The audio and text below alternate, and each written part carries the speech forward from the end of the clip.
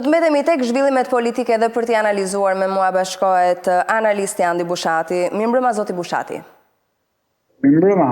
Në një intervistë për MCN, sikurse edhe ndoshim një pjesë, deputetja e Partisë Socialiste zonja Blerina Gjulameti tha se arrestimi i Veliajt nuk do të sjellë kosto për Partinë Socialiste. Cili është qëndrimi juaj?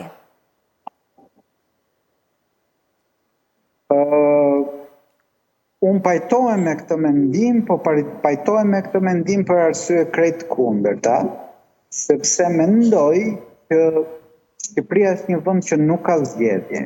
Dhe duke qenë një vend që nuk ka zgjedhje, vërtetimi një afere korruptive apo arrestimi një njeriu që ka vlerë, nuk ndikon në rezultatin e paracaktuar të këtyre zgjedhjeve. Kështu që po, zonja Gjulameti ka të drejtë që thotë që nuk do ndikojë arrestimi Veliajt në rezultatin e 11 majit. E kuptoj, zhvillimet e reja dhe situatat që duket se implikojnë më shumë Veliajn, dhe këtu i referohem përgjimeve, mendoni se i kanë hequr atij mundësinë për të rifituar lirinë? Duket që ka një luftë hapur midis kryebashkiakut Detyrë dhe SPAK-ut. Pra, derisa ta kërkuan burgosjen, ishte diçka në kufitet pranueshmes.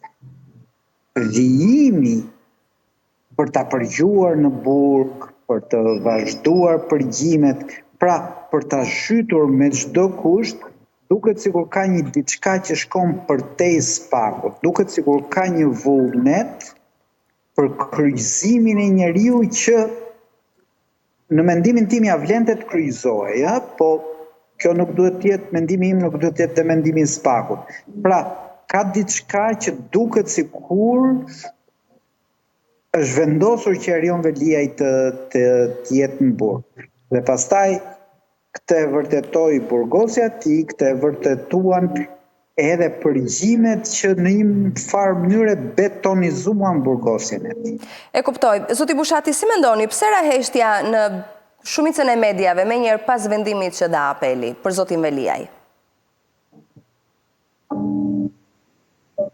Ra heshtja se SPAK-u i vuri para një dileme. SPAK-u i tha një pjesë të madhe të mediave, dëgjoj, ne po ju përgjojmë që ju jeni ushtar të Erion Veliajt, ju veproni për Erion në favor të Erion Veliajt dhe me pagesat që u bën Erion Veliaj. Që një lloj shantazhi që vuri ekuilibër, sepse edhe mediat pro Veliajt donin të shantazhonin SPAK-un. SPAK-u në një farë mënyre jo ligjore ju përgjigj me të njëjtën mënyrë. Ju po më shantazhoni edhe unë do ju shantazhoj. Dhe në këtë pikpamje u vu një baraspesh midis dy të këqijave e cila në fakt prodhoi një rezultat të mirë, një rezultat që drejtësia nuk po shantazhohet më nga segmentet pushtetit. Ndërkohë, i referojmë sërish intervistës që zonja Gjulameti dha për MCN-n kur tha se në këto zgjedhje Partia Socialiste nuk ka rival tjetër veç vetes. Sa e vërtet ju duket kjo deklaratë?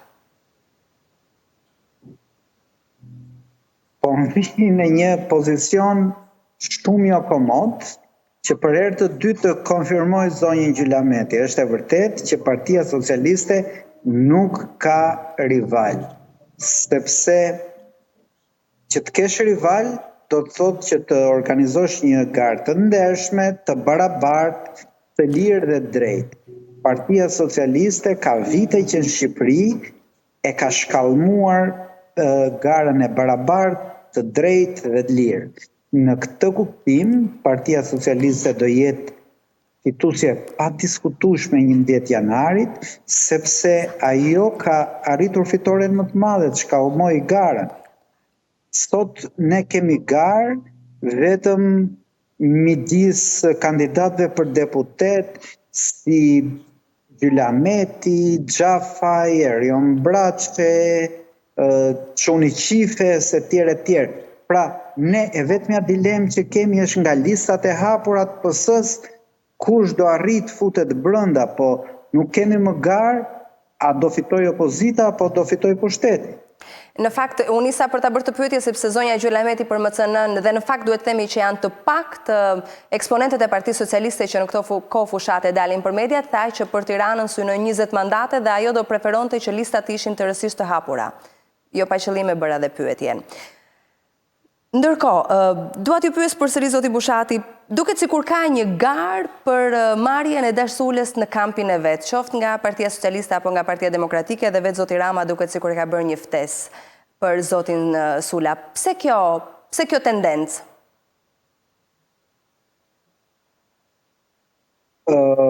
Mua nuk më çudit fakti që Edi Rama do të marrë dashullen, sepse Edi Rama nuk ka asnjë parim përveç qëndrimit në pushtet. Dhe nëse Dashula jep dhe 100 apo 1000 vota, ai e merr sepse ato prodhojnë më shumë pushtet për të. Për mua e çuditshme, absurde, pa kuptueshme, ngelet që donte ta merrte nisma Shqipëria bëhet Dashulën. Pra, në çdo vend demokratik, kufit janë të ndarë, parimet janë të ndara, ideologjit janë të ndara dhe njerëzit garojnë mbi bazë të atyre që besojnë. Në Shqipëri të gjitha këto kufi kanë rënë dhe kushdo merr këdo, boll që të fitoj, sepse duke fituar ka më shumë mundësi të vjedhë shqiptarët. Dhe kjo është e fabula e Ramës me Dashulën. Jo kuptoj. Një mandat i 4 i zotit Rama, çfarë sjell për opozitën?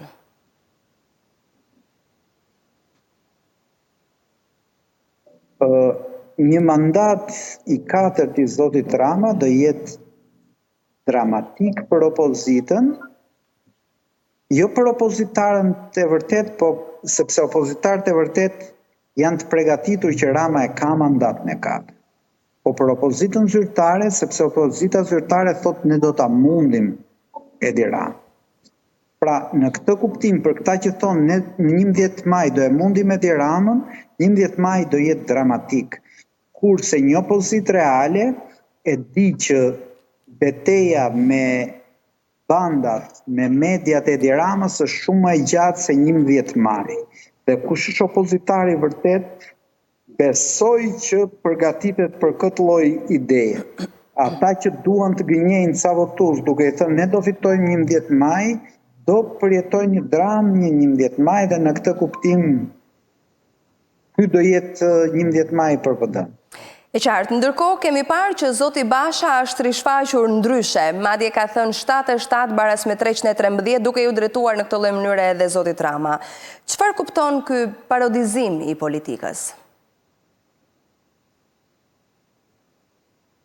Unë mendoj se Edi Rama po mundohet ta faktorizoj Bashën, siç është në të drejtën e tij, për të faktorizuar çdo segment që është jashtë opozitës reale të vendit. Por këtu ka një veçori që Edi Rama po mundohet ta faktorizoj Bashën duke e ironizuar, duke me sarkazëm dhe në një farë mënyrë njeriu merr mbi vete atë imazh që ka lënë për një kohë gjatë mbi vete. Kështu që nuk e di sa efekt do ketë edhe ajo që Edi Rama do ta faktorizojë Bashkë. Dhe me qënë se jemi tek Rama në pyetje fundit, zoti Bushati, ky i fundi duke se ka kthyer spak tashmë në një kal beteje. Do t'i shërbej apo mund t'i kthehet në bumerang?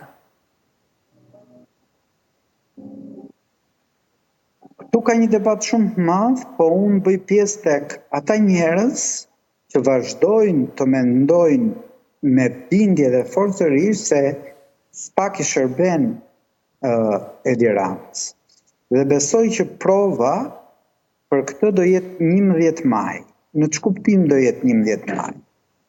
2 të arrestuarit të mëdhej, se Berisha sot është i lirë, të spakut janë 2 faktorë, një nga opozita, një nga pushteti. Pra, Erion Veliaj dhe Ilir Meta. Në 11 maj ne do shikojmë që arrestimi i Veliajt nuk do i kushtoj asnjë votë PS-s. Kurse arrestimi i Ilir Metës, i cili Partia e Lirisë, LSI-a, para 4 vjetësh kishte 110.000 vota, do i kushtoj opozitës, që do reduktohet në votë. Pra, në këtë kuptim, i gjithë veprimi i SPAK-ut shko në favor të Edi Ramës në fund.